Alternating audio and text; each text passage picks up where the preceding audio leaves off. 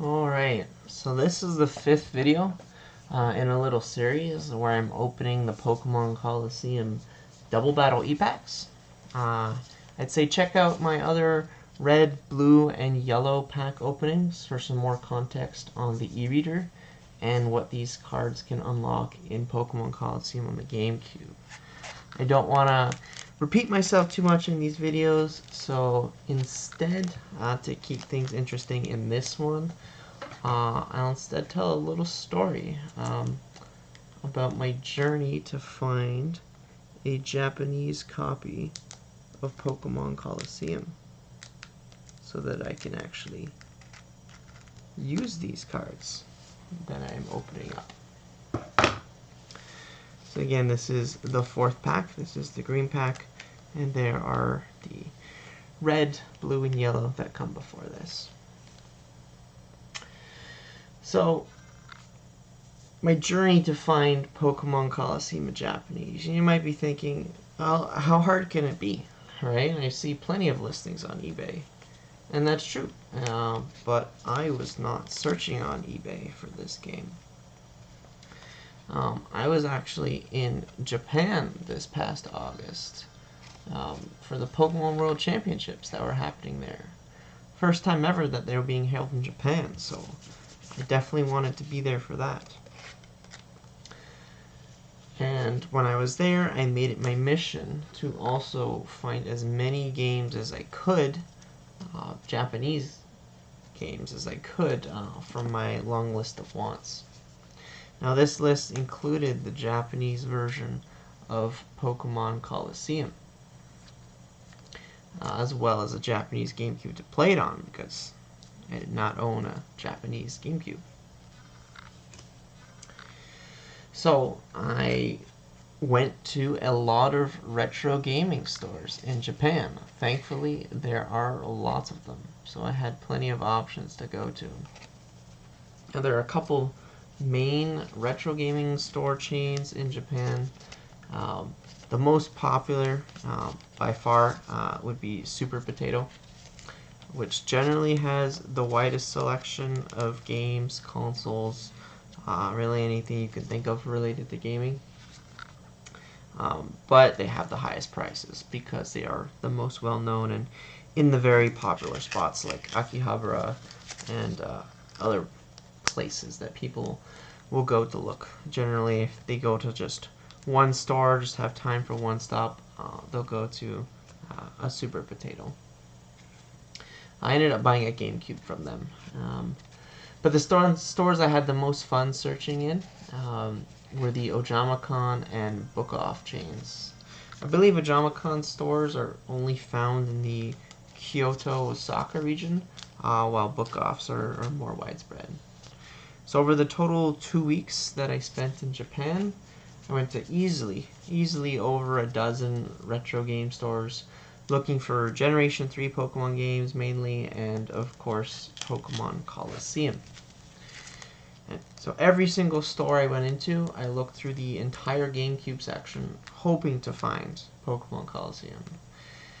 But after a week of searching in Osaka, I only managed to find the Game Boy Advance games I was looking for. And the GameCube selection was actually very small at most stores that I went to. I don't know if that's because they're especially popular or especially unpopular, but I certainly wasn't finding what I wanted. Well, actually that's kind of a lie, because I did find a Japanese copy of Pokemon XD that I did purchase, because I was also looking for that. And the English version of that costs well over $200, and that is a steep price to pay. But again, I was really after Pokemon Colosseum, so my search continued for the second half of my trip in Tokyo. Now, the day I arrived in Tokyo after riding the Shinkansen, or the bullet train from Osaka, I got to my hotel very early, several hours before I was allowed to check in. So after storing my bags with them, I did a Google Maps search of Book Off stores nearby and made an itinerary to 7 different locations across 6 different metro stops. 2 stops in, It was pretty much the same story as in Osaka. Barely any GameCube games. Nothing even close to a Pokemon title. I did make a pit stop at the Pokemon Center Mega Tokyo, which was basically a wait in line simulator and really not any different from the ones I'd seen in Osaka. Kinda, you've seen one, you've seen them all. But might as well experience it, right, while I'm there. And at the third stop in this Tokyo book-off tour, there were two book-offs that were really close together, but no luck there. One didn't even have any games prior to the PS3 era. Now, this is probably a good time to mention that book-offs primarily sell secondhand books. Go figure. However, they all have a section for secondhand video games because this is Japan, and Japan is the mecca for video games. But by the time I got to the fourth stop and the fifth store, I'm a couple hours into this itinerary and started to get real tired. You gotta remember, this is Japan in the summer, which is extremely hot and humid. So I go into the tiny little GameCube section, and there's only 10 games there. Pretty typical of what I've seen at other places at this point. I flipped through 5 copies of some random baseball game that I've seen 1,000 times at this point. And then the very last game I flip over is Pokémon Colosseum. More than a dozen stores visited over 10 days, and I finally found what I was looking for. And it wasn't even that expensive. It was only 2,200 yen, which is about 20 Canadian dollars. So, in the end, my search for Pokemon Colosseum in Japan was definitely more about the journey than it was actually buying the game itself. But those many hours of metro riding and shop browsing did serve to deepen my appreciation for the journey that I subsequently took in the Ori region with Umbreon and Espeon at my side. And I've got a new couple favorite Pokemon in them. So yeah, that was my journey to find Pokemon Colosseum. And when I got home, I beat it in the span of about 3 weeks.